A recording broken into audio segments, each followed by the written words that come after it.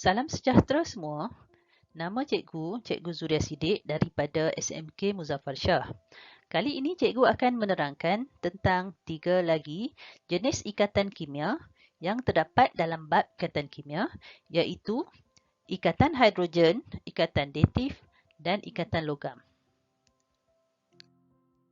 Yang pertama ialah ikatan hidrogen. Jadi di akhir pembelajaran diharapkan murid boleh menjelaskan dengan contoh pembentukan ikatan hidrogen dan menerangkan kesan ikatan hidrogen ke atas sifat fizik bahan. Sebagai kriteria kejayaan, apabila ditanya secara lisan atau bertulis, diharapkan murid dapat menyatakan 3 kesan ikatan hidrogen ke atas sifat fizik bahan dengan betul.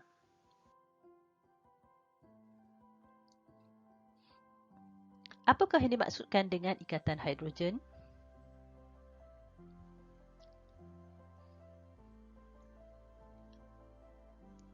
Ikatan hidrogen ialah daya tarikan yang terbentuk antara atom hidrogen dengan atom yang mempunyai keelektronegatifan yang tinggi seperti nitrogen, oksigen atau fluorin yang terdapat dalam molekul lain. Mari kita lihat contoh pembentukan ikatan hidrogen di antara molekul air. Baik, ini ialah molekul air. Di dalam molekul air terdapat atom hidrogen, 1 atom oksigen dan 2 atom hidrogen. Atom oksigen mempunyai keelektronegatifan yang tinggi. Atom hidrogen dan atom oksigen terikat dengan berkongsi elektron antara satu sama lain. Ikatan ini ialah ikatan kovalen. Jadi, daya tarikan yang terhasil antara atom hidrogen dalam molekul air dengan atom oksigen dari molekul air yang lain akan membentuk ikatan hidrogen. Baik, kita lihat pula contoh lain, iaitu pembentukan ikatan hidrogen di antara molekul etanol dan molekul air. Baik, ini ialah molekul etanol dan ini ialah molekul air. Di dalam molekul etanol terdapat atom oksigen dan atom hidrogen. Manakala dalam molekul air terdapat atom hidrogen dan atom oksigen. Atom oksigen mempunyai keelektronegatifan yang tinggi. Daya tarikan terhasil antara atom oksigen dalam molekul etanol dengan atom hidrogen dalam molekul air dan juga di antara atom hidrogen dalam molekul etanol dengan atom oksigen dalam molekul air. Jadi, ini akan menghasilkan ataupun membentuk ikatan hidrogen.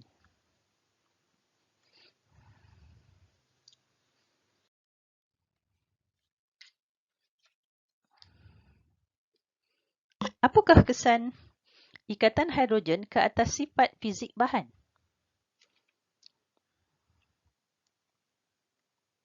Yang pertama, daya tarikan yang terhasil akibat ikatan hidrogen adalah lebih kuat daripada daya tarikan van der Waals. Jadi, pelajar telah belajar tentang daya tarikan van der Waals ini dalam ikatan kovalen, ya. Jadi, daya tarikan van der Waals ialah nama lain bagi daya tarikan antara molekul yang terdapat dalam unsur ataupun sebatian kovalen. Yang kedua, sebatian kovalen dalam bentuk cecair yang mempunyai ikatan hidrogen akan mempunyai takat didih yang tinggi.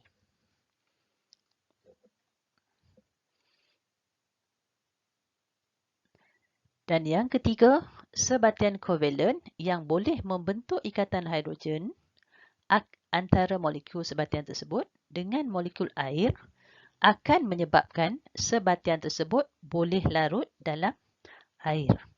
Jadi ini menerangkan kenapa etanol yang merupakan sebatian kovalen sangat larut dalam air. Baik, seterusnya kita pergi kepada ikatan datif.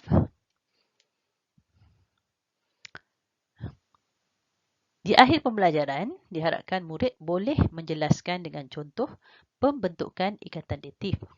Manakala kriteria kejayaan ialah murid dapat menjelaskan dua contoh pembentukan ikatan datif dengan betul.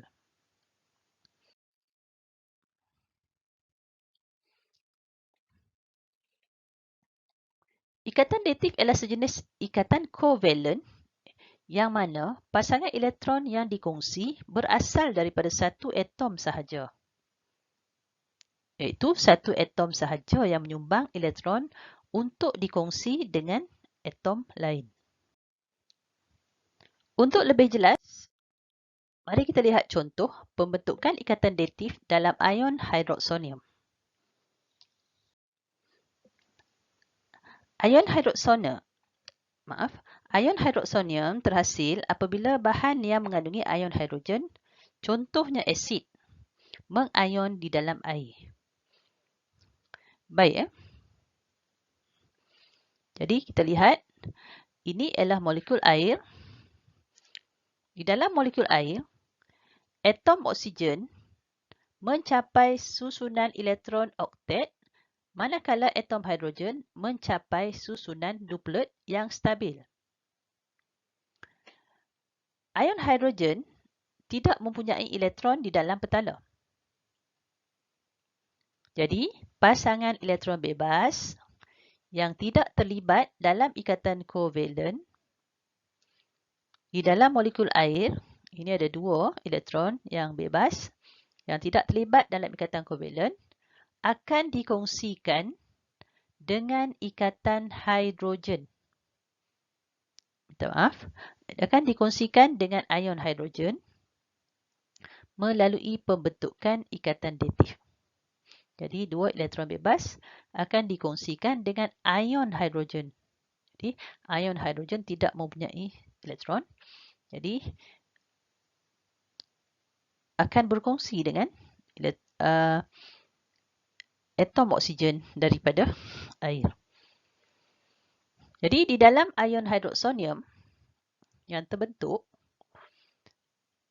atom oksigen dan semua atom hidrogen telah mencapai susunan elektron yang stabil.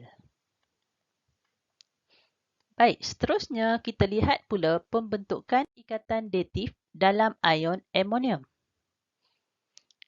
Ini berlaku dalam tindak balas antara amonia dan juga asid. Ini ialah molekul amonia.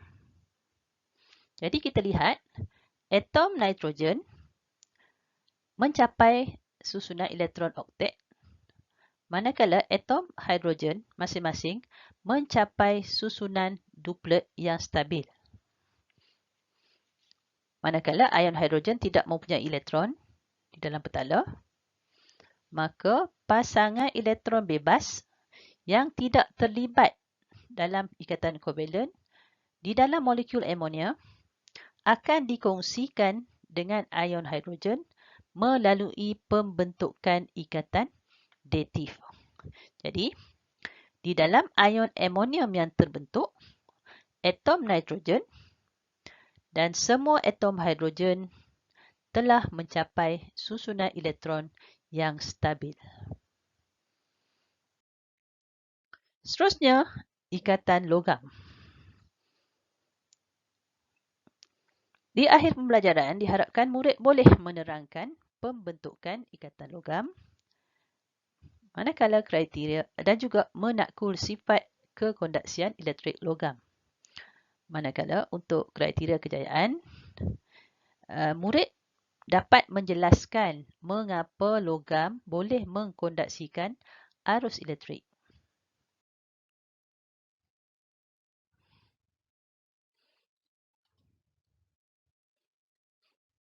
Jadi, bagaimanakah ikatan logam terhasil? Ikatan logam terhasil daripada daya tarikan elektrostatik di antara lautan elektron dan ion logam yang bercas positif. Mari kita lihat proses pembentukan ikatan logam.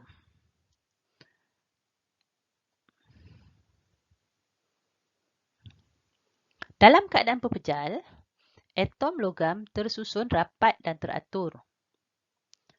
Atom logam boleh membebaskan elektron valens dan membentuk ion yang bercas positif.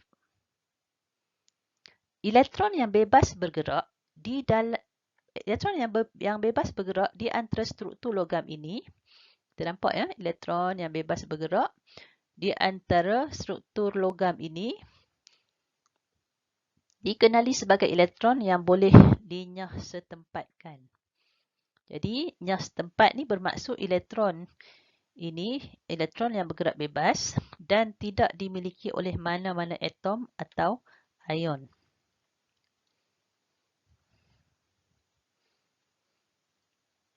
Jadi, elektron yang dinyah setempatkan ini akan membentuk lautan elektron. Kemudian, daya tarikan elektrostatik akan terbentuk antara ion logam ini dan lautan elektron. Di ion logam bercas positif, elektron bercas negatif, jadi akan menghasilkan daya tarikan elektrostatik. Baik ya, cuba kita lihat poin yang keempat ini. Elektron yang dinyah setempatkan membentuk lautan elektron. Jadi ini menjelaskan mengapa logam dapat mengkonduksikan arus elektrik. Elektron yang bergerak bebas di dalam struktur logam membawa charge daripada terminal negatif ke terminal positif apabila elektrik dibekalkan. Jadi, sekian saja penerangan daripada cikgu tentang ikatan hidrogen, ikatan datif dan ikatan logam. Terima kasih.